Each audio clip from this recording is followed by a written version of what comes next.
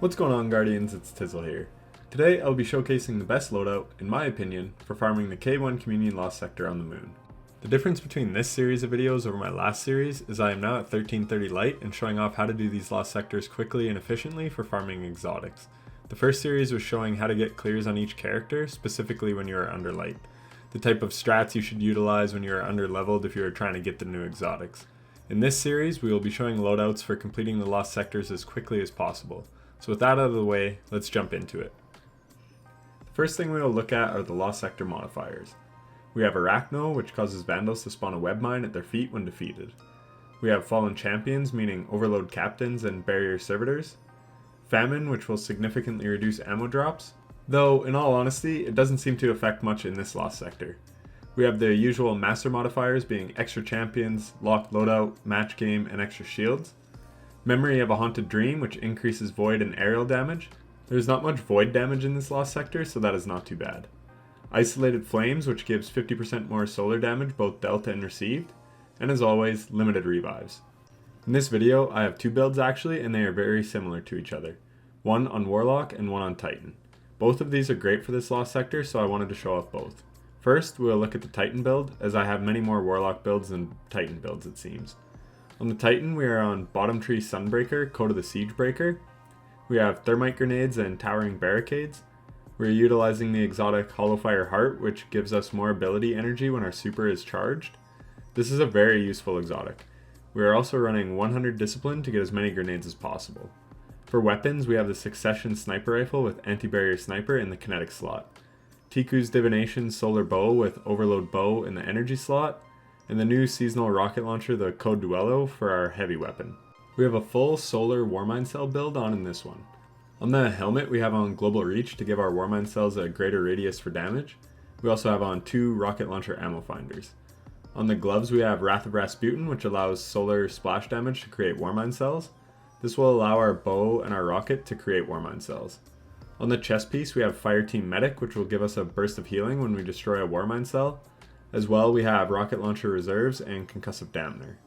On our boots, we have Burning Cells, which applies solar burn damage when we destroy a Warmind Cell. If the enemies die from this, we can chain Wrath of Rasputin, allowing our Warmind Cells to create more Warmind Cells. We also have on Sniper and Rocket Launcher Scavengers. And on the class item, we have Rage of the Warmind, which adds additional solar damage to our Warmind Cells, again allowing us the potential to chain Warmind Cells. We also have Bomber to give us a chunk of grenade energy when we pop a barricade. This is an extremely powerful build and works great in this lost sector with the solar burn. Let's check out the run. The first room has a lot of adds and you want to deal with them quickly. If you don't, they will lob a ton of grenades at you and this will make your life very difficult when you go to take out the Overload Captain. When the Captain comes up top, this is the best spot to take it out. For some reason on this run there was a delay in the stun, but I was still able to get it down in one stun phase. This is key as it then allows you to deal with the rest of the adds before the Barrier Servitor spawns in. Here you can see how effective the Warmind Cells are at clearing out the room. The rooms in this lost sector are just small enough for your Warmind Cells to pretty much be able to clear out any room if you're able to spawn one. You'll see how great they are throughout this run. Stun the Barrier Servitor and take it out and move on to the next area.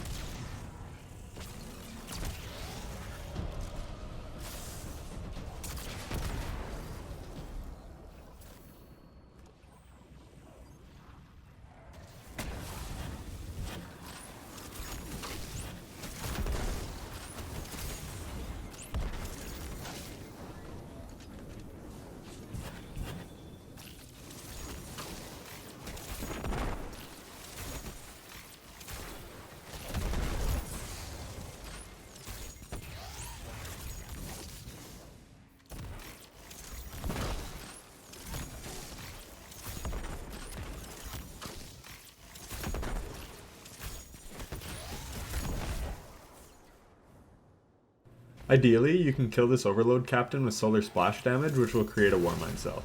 Jump down to spawn in the adds and then shoot the Warmind Cell. Then jump back up top and take out the enemies from this vantage point. From here, just keep taking out adds until the room is clear. In the last room, as well as this one, Barrier Servitors will make a lot of enemies immune, and this makes clearing the rooms much more difficult. That is why the Warmind Cells are so nice. If you time it right, you can kill the enemies before they become immune. This allows you to clear these rooms very quickly. As well, if you didn't know, Warmind Cells are not random. If you kill 6 or 7 red bars, this will create a Warmind cell. But if you kill one major, such as the champion with solar splash damage, this too will spawn a Warmind cell. So you can use your rocket to land a final blow on the champions to guarantee that you spawn a Warmind cell. Just a helpful tip for you. I don't do a good job of it in this room, as I am used to really crutching auto-loading rocket launchers, so I was ill-prepared as my rocket was not loaded when I went to shoot. But we made it work nonetheless.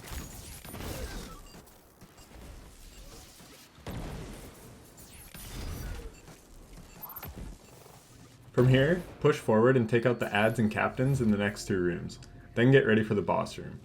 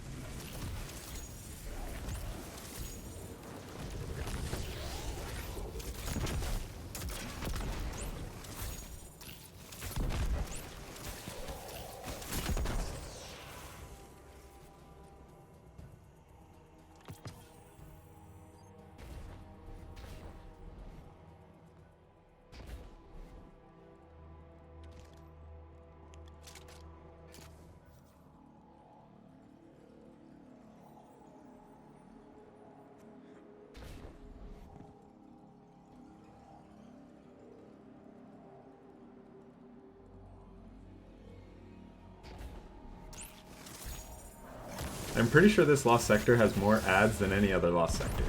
The boss room has a lot of adds you have to deal with.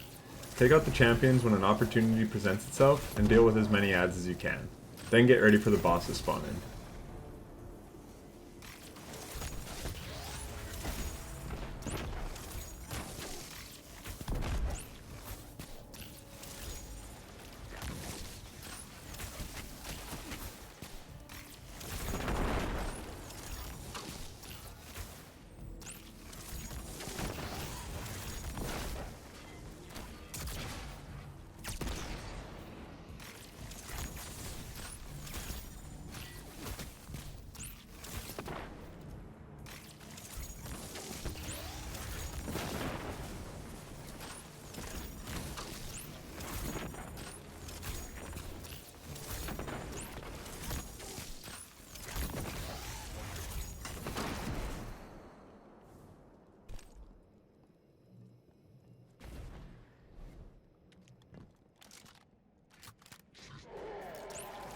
The boss fight is a pretty long and tedious one.